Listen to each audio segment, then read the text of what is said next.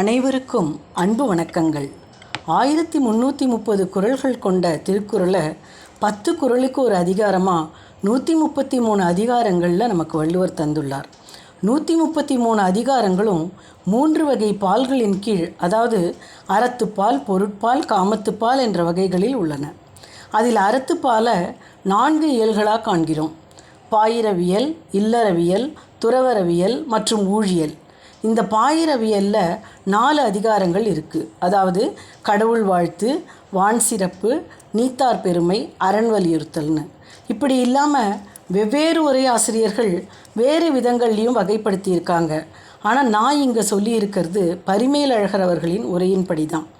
நாம் கடவுள் வாழ்த்தில் 8வது குறளை இன்றைக்கி பார்க்க இருக்கோம்.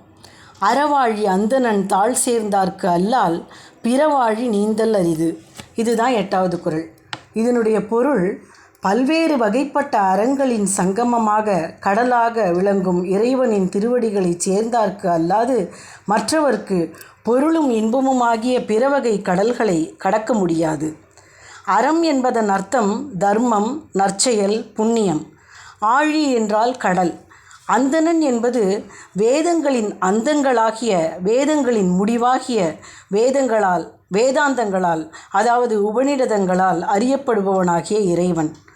பிறவாழி என்பது பொருள், இன்பம் ஆகியவை. இதுதான் இந்த வார்த்தைகளில் இருக்கிற அர்த்தங்கள்.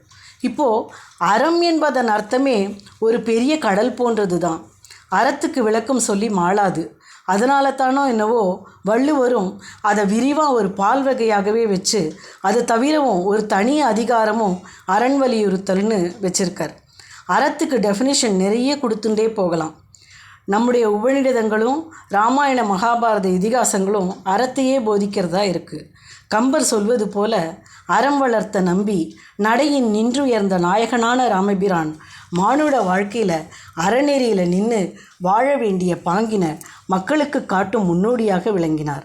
பகவான் ஸ்ரீ கிருஷ்ணரோ தர்மத்திற்கு கேடு வரும்போதெல்லாம் தர்மத்தை காக்கவென்றே யுகங்கள் தோறும் அவதரிக்கிறார். தைத்திரிய உபநிஷதத்தில் நிறைய அறம் சார்ந்த கருத்துக்களை ரிஷிகள் தங்களுடைய சிஷ்யர்களுக்கு உபதேசிப்பதாக இருக்குது. நாம் அன்றாட வாழ்க்கையில் கடைபிடிக்க வேண்டிய பலவித அறங்களும் அதில் சொல்லப்பட்டிருக்கு.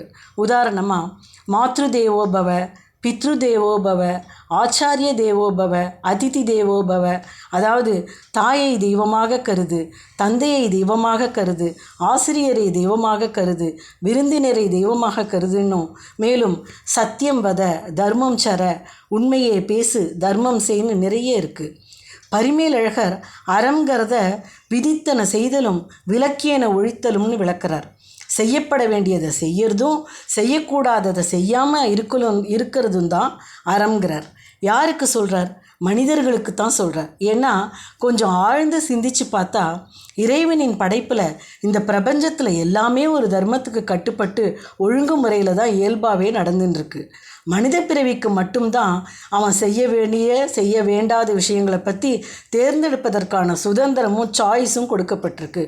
இதைத்தான் ஔவையாரும் தர்மம், பொருள், காமம், வீடென்னும் 4ம் உருவத்தாலான பயன்னு சொல்லியிருக்கார். அதாவது இந்த உடலுடன் கூடிய மனித பிறவியில் வாழ்க்கை நடத்துவதற்கான இலக்காக அறம், பொருள், இன்பம், வீடு கூறப்பட்டுள்ளது. இதேதான் தமிழ் வேதமாக சம்பந்தர் முதல் அருளாளர்கள் யாவரும் ஆலமரத்தின் கீழமர்ந்து அந்த எம்பெருமான் முனிவர்களுக்கு சொன்னது அறம், பொருள், இன்பம், வீடு என்ற வேதமே என்றார்கள். அதனால் வேதமே சாஸ்திரம், அதுவே அறம். ரிக்வேதத்துக்கு பாஷ்யம் எழுதின ஸ்ரீ சாயணாச்சாரியார் சொல்கிறார், எந்த ஒன்றை பிரத்யட்சமாகவும் அனுமானத்தினாலேயும் தெரிஞ்சுக்க முடியாதோ, ஆனால் அதை தெரிஞ்சுட்டா ஆனந்தம் கிடைக்குமோ, அதை பற்றி தெரிஞ்சுக்கிற அறிவு நூல்தான் வேதம். அதுதான் நம்மளை நல்ல வழியில் போகும்படியாக செய்கிறது, தீய வழியில் போகாமல் தடுக்கிறது. ஸோ நம்மளை வழிநடத்துகிற அந்த மறை நூல்கள் அனைத்துமே இறைவனே. மற்ற எல்லா அறங்களும் சேர வேண்டிய இடம் அந்த அறவாழி அந்தணனிடத்தில்தான். அதனால் நமக்கு அறவழியில் அன்றாட வாழ்வில் எத்தனையோ சடங்குகளும் கடமைகளும் பண்புகளும் நடைமுறைகளும் இருந்தாலும் அவை சொல்கிறது மாதிரி உடம்பினை பெற்ற பயனாவதெல்லாம் உடம்பினில் உத்தமனை காணு அந்த மலர்மிசை ஏகினானை தெரிஞ்சுக்கிறது தான் உண்மையான தலையாய அறம். அறத்தை பற்றி நிறைய வள்ளுவர் மேற்கொண்டு சொல்லியிருந்தாலும் இந்த குறளில் அவர் அறமாக சொல்லியிருக்கிறதும் நம்ம கடைபிடிக்க சொல்கிறதும் நம் அகத்தே குடிகொண்டுள்ள இறைவனை அறிந்து கொள்ளும் பேரறத்தை தான். ஏன்னா அதை தெரிஞ்சுண்டா பொருள் இன்பமாகிய மற்ற பிற கடலில் அமிழ்ந்து போகாமல் சுலபமாக நீந்தி பிறவாமையாகிய வீடு பெற்றை அடைய முடியும். எத்தொழிலை செய்தாலும் ஏதுவஸ்தை பட்டாலும் முத்தர் மனமிருக்கும் மோனத்தேன்னு எப்போவுமே நம்மளோட அல்டிமேட்டையும் அந்த இறைவனிடமிருந்து வந்த நாம் அவரை அடையணுங்கிறது தான். அதனால் நம்ம அகத்தே உள்ள இறைவனின் திருவடிகளை அந்த அறக்கடல் காட்டும் அறநூல்களின் வாயிலாக துதித்து வந்தால் இகத்தில் பொருள் இன்பக் கடலிலேயே மூழ்கி விடாமல் பரத்தை வீடு பேர் அடையும் திருவருள் கிடைக்கும்.